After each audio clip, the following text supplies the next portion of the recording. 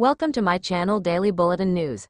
Gabi and JJ have one heck of a reunion, and Paulina shakes things up at the Salem PD. In the Horton Square, EJ threatens to have Gabi arrested for assaulting the DA. Gabi says she should leave a mark, then tries to slap him again, but he grabs her wrist, warning, "Don't you dare." Suddenly, JJ appears and orders EJ to get his hands off her. Gabi is shocked and wonders why JJ is back in Salem. JJ tells EJ to let go of Gabi, or he'll have to deal with him. EJ lets Gabi go, and JJ thinks EJ hasn't changed much and is still a pompous ass who mistreats women. EJ says Abigail was an eager participant in their affair, just as Gabi was. JJ yells at him not to talk about his sister. EJ apologizes as he knows what happened to Abigail was a tragedy, as was the ordeal with that imposter, Kat. JJ reveals Kat is why he's back in Salem. He wants to make sure Kat Green pays for what she did. EJ reveals that the charges against Kat have been dropped, and she's a free woman. Gabi asks what is wrong with him and how he could let that snake go free. JJ agrees, but EJ says this is none of his business. He tells JJ to file a complaint with City Hall if he doesn't like it. JJ decides to file a complaint right now and slugs EJ. EJ goes to strike back, but Gabi steps in between them. EJ threatens to have JJ arrested for assault. Gabi reminds EJ he said that to her earlier, but it's hard to abuse your power when there is an eyewitness. She says she'll testify that he shoved JJ first and initiated it. EJ claims neither of them is worth the trouble and storms off.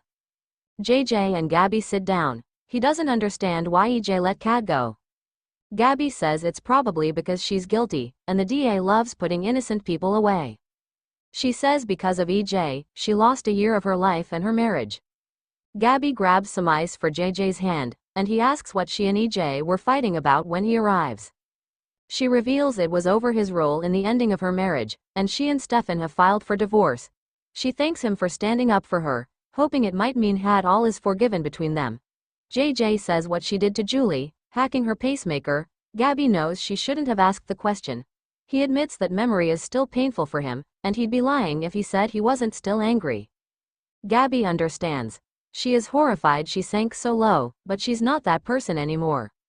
She's determined to be a better person. He says he's glad to hear that. She hopes he'll give her a chance to prove she's changed. He says he will. She thanks him for coming to her rescue. He says she rescued him years ago that Christmas Eve. She was there for him on the darkest night of his life and saved his life. He is very grateful for that and always will be. JJ decides to get going and figure out what is going on with this Kat Green fiasco. She asks him to keep her posted and says it was good to see him. He says the same. At Rafe's place, Jada calls her sister to tell her about Rafe's proposal and sends her a photo of the ring. After the call, Rafe appears, and they kiss. He finds a gift on the counter, something she thought would suit her handsome fiancé. He opens it, and it's his commissioner badge. She is happy to let him be boss in the workplace again, but at home, he answers to her. Rafe responds, "Yes ma'am," and they kiss. At the Brady pub, Roman asks Paulina how he can help her. She is seated at a table and waiting for Rafe and Jada but orders a basket of mozzarella sticks to celebrate the clean bill of health she got from her doctor. He tells her that's great news. Stephanie walks in, and Paulina says, "Well, if it isn't my beautiful daughter Chanel, give me a hug." Roman is puzzled and wonders if the doctors mistakenly gave her a clean bill of health. Stephanie says nothing is wrong with Paulina, who is making a joke. Paulina says her eyes are fine, unlike her idiot son-in-laws. Roman has heard about what happened at Johnny's party. Paulina says Johnny's acting like a fool lately, just like his father. Stephanie takes some of the blame, but Paulina doesn't blame her and won't make any more jokes at her expense. Paulina invites Stephanie to join her and tell her about Mr. Abtastic.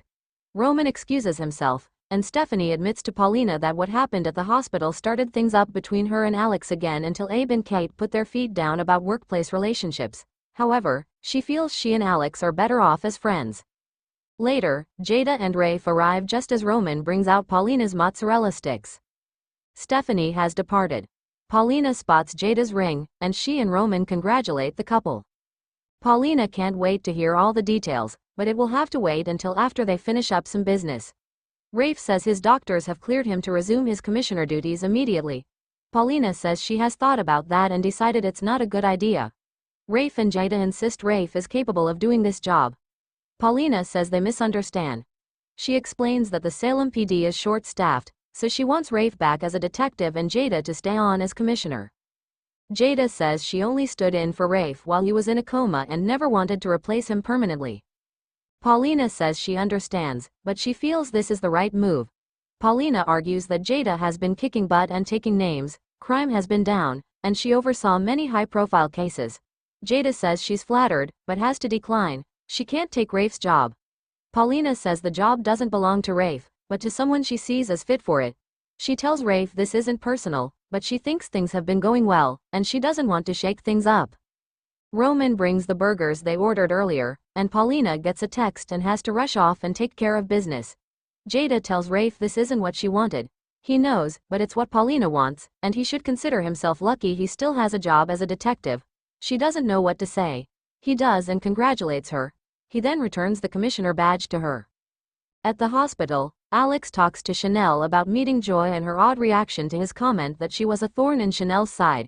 He thinks she seemed to think he was talking about real life and not their characters. Alex shifts the topic and says things are going well with her and Johnny, and he is glad she gave him another chance. He understands jealousy, as it's what first blew up his relationship with Stephanie, as he was jealous of Chad. Chanel knows he and Stephanie had something going on more recently. Alex says that was before Abe and Kate laid down the law about fraternizing between coworkers. Chanel asks Alex if he ever asked Stephanie about her feelings for him, but he says she's made it clear they are just friends. However, she did admit she was jealous when she thought he was sleeping with a castmate. Chanel says Stephanie clearly has feelings for him, and she thinks he has feelings for her too. Alex says she is beautiful, funny and the first woman he gave his heart to. However, he doesn't want either of them to get hurt again, as she is the best person he knows. Chanel says she just wanted a yes or no, but he gave her a sonnet, and maybe Leo can write it into the show. Stephanie shows up and asks what is going on.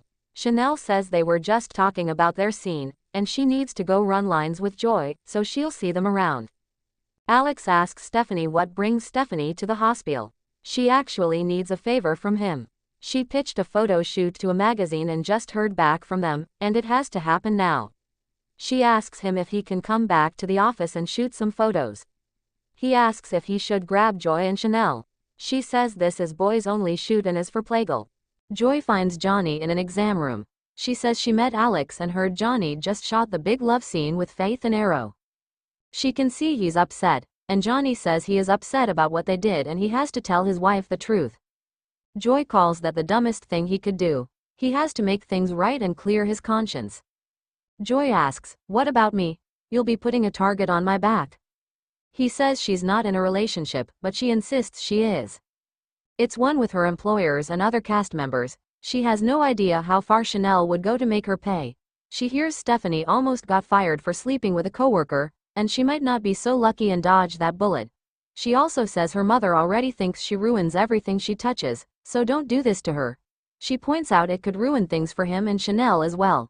She begs him to keep his mouth shut for both of their sakes.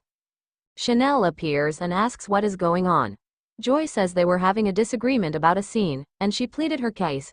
Johnny says he sees Joy's point and will defer to her for now. Chanel says she came by to see if Joy wanted to run lines for her first scene. Joy says that would be great. Chanel tells Johnny that she'll see him at home and gives him a hug. Joy and Chanel sit down with their scripts, and Chanel asks if she was able to rent a room at the Brady pub. Joy says she did, and hopes her mom wasn't too much the other night. Chanel says Nancy was a blast, and they promised to look out for her. She invites her over to dinner tonight so they can get to know one another. She won't take no for an answer, so Joy agrees. At the DeMera mansion, Johnny finds his dad putting ice on his fat lip. He asks what happened to him. EJ says it's not worth talking about. EJ heard about his birthday party and is sorry. Johnny says he really screwed up, and he's usually not so insecure and jealous. EJ says it happens to all of them, and he and Chanel will work it out as he didn't do anything too egregious. Johnny says that he did something stupid and egregious. EJ asks what he did. Johnny swears his dad to secrecy and tells his dad he cheated on Chanel. Stay tuned and subscribe the channel.